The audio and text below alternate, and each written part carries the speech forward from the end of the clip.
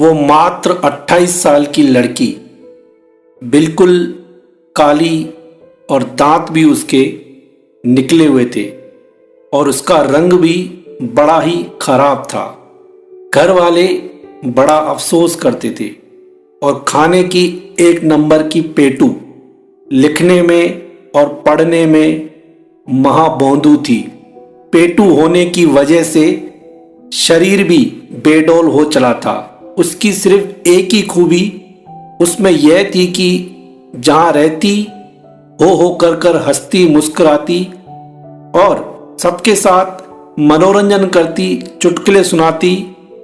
उस नेक दिल लड़की का भी सिर्फ एक ही शौक था, अच्छा खाना बनाने का। खूब मन से खाना बनाती थी। वह हमेशा ही बड़े चाव से मसाला पीसती थी।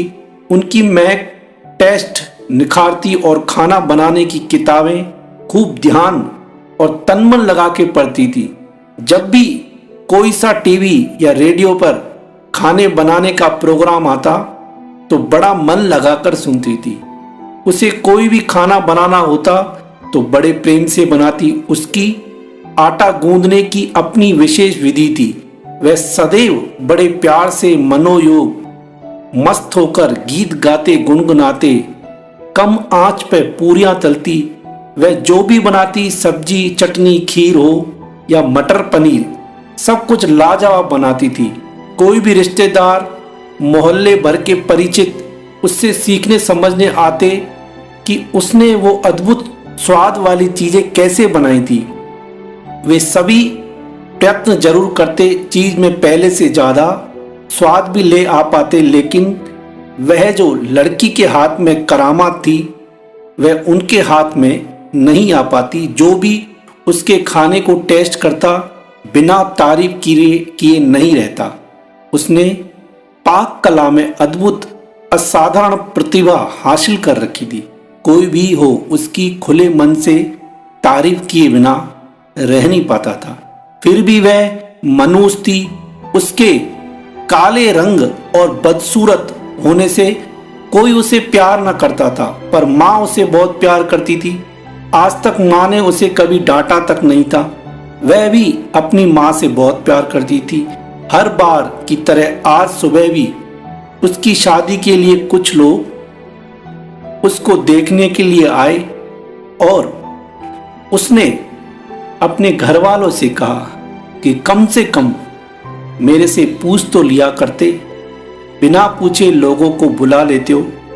आज वह लड़की भी सवेरे से तैयार होकर किसी को बिना कुछ बताए कहीं चली गई थी, लेकिन शाम को जब वो लौटी तो घर का माहौल बहुत गर्म था। उसके पिताजी माँ पे बहुत गुस्सा थे, बोल रहे थे पता नहीं कौन से पाप के बदले ये मनुष्य लड़की मिली। पिता से प्राय यह सब बातें सुनती और उस माँ को भी बड़ा दुख होता और उसकी माँ भी कहती है तो आखिर अपनी बेटी। लेकिन वह आज बाहर से आने के बाद बहुत खुश थी। अपनी माँ को कुछ बताने गई और कहा बड़ी भूख लगी है, कुछ खाने को दो ना पहले।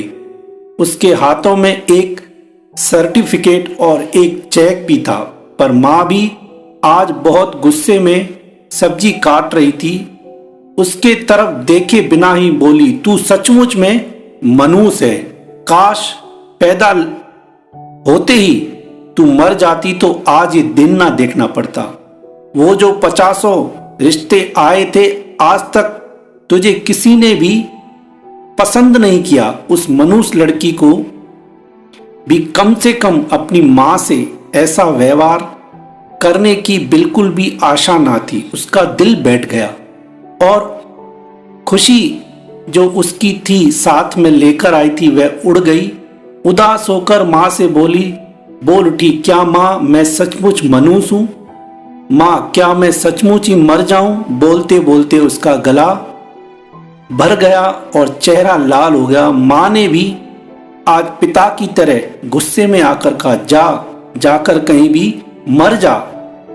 इस घर परिवार में सबको चैन मिले। अभी तक वो मनुष्य लड़की ने अपने कमरे में जाकर दरवाजा बंद कर लिया। किंतु फिर जब थोड़ी देर बाद जैसे ही माँ को अपनी गलती का एहसास हुआ, वो दौड़ती हुई उसके कमरे की तरफ गई।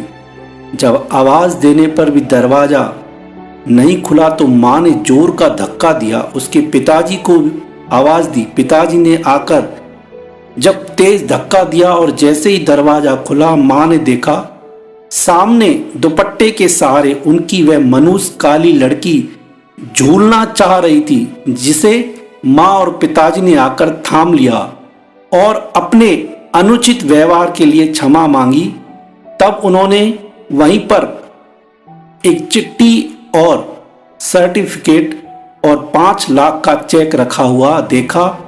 उस चिट्ठी में जो उनकी मनुज बेटी ने जो लिखा था, माँ बापूजी ने, मैंने आज तक आप लोगों की हर बात डांट और कहना माना है। आज माँ तुमने भी जो कहा उसको सुनकर मेरे ताकत टूट गई, मेरा मनोबल टूट गया, तो मैं यहाँ मरने के लिए आ गई। लेकिन अब तुम इस मनुष्य लड़की की माँ कभी नहीं कहलाओगी। मैंने पढ़ने की बहुत कोशिश की पर मेरे दिमाग में कुछ जाता ही नहीं था। मैंने अपनी सारी कोशिशें की, सिर्फ तुम थी और मेरी कोशिश तुम थी, जिसकी हर बात मेरा हर पल उत्साहवर्धन करती थी। मेरा विश्वास, तुम्हारी हर पल मेरे लिए मुस्कान और तुम्हारे भगवान के भरोसे ने मुझे अजीब सी अद्भुत ताकत दे रखी थी। उसमें मेरी अपनी खाना बनाने के हुनर को रोज निखारती थी। लेकिन मुझे सबने काली मनूस बोंदू, न जाने लोगों ने मुंह में जो आया वह सब कुछ कहा। मुझे बुरा न लगा, पर माँ तुम्हारे मुंह से सुनकर मुझे आज बहुत ही बुरा लगा। मेरी प्यारी माँ, हाँ, आज मेरा अखिल भारतीय राष्ट्रीय स्तर के खाना बनाने वाली प्रतियोगिता में मुझे प्रथम पुरस्कार के साथ ही 5 लाख का चेक मिला और साथ में ही मुंबई की एक नामी 5 स्टार होटल में मास्टर शेफ की नौकरी, रहने की मुफ्त जगह भी कंपनी वालों ने दी। मेरी जिंदगी की सबसे बड़ी खुशी का दिन था, क्योंकि पहली बार वहां सबने मुझसे यह कहा था, देखो कितनी बड़ी भाग्यशाली लड़की है। इसके माँ बापू भी कितने खुशनसीब हैं जिन्हें इतनी गुणवान बेटी ईश्वर ने दी है। वो दोनों माँ बाप बेटी की चिट्ठी पढ़कर आंसुओं से सराबोर हो गए। बेटी दोनों के पैरों में आंसू बहाती उनके पास ही बैठी थी और दोनों माँ बापूजी उसके सिर पर प्यार से हाथ फेरते और हाथ जोड़कर बेटी को देखे जा रहे थे कि ईश्वर ने आज एक बड़े गुनाह से उन्हें बचा लिया था। वो मनुष्य नहीं, अपने दम पर एक अलग जज्बे की सुंदर परी उनके दरवाजे पर ईश्वर ने भेजी है। माँ बाप बच्चों से इच्छा जरूर रखें, लेकिन अपनी इच्छाओं और गलत व्यवहार से बच्चों की सफलता को अपने अनुचित आचरण से बिल्कुल भी प्रभावित ना करें। ईश्वर ने हर एक पैदा हुए बच्चे में अपनी एक अलग प्रतिभा और हुनर रखा है, जो अपने एक वक्त पर ही आकर प्रकट होती है। आप सभी अपने बच्चों के प्रति अच्छा आचरण करें और उनके साथ गलत व्यवहार नहीं करें, नहीं तो बच्चा कब गलत कदम उठा लेगा और जब गलत कदम उठाएगा तो उसमें आप अपने आप को आजीवन जिंदगी भर कोसते रहोगे, लेकिन जाने वाली चीज कभी वापस नहीं आती। इसलिए जितना हो सके अपने बच्चों के साथ अच्छा व्यवहार करें। क्यों, कब किसका हुनर प्रकट हो जाए कुछ कह नहीं सकते। इसलिए आप अच्छा चलो तो वो भी आपके साथ अच्छा आचरण करेंगे।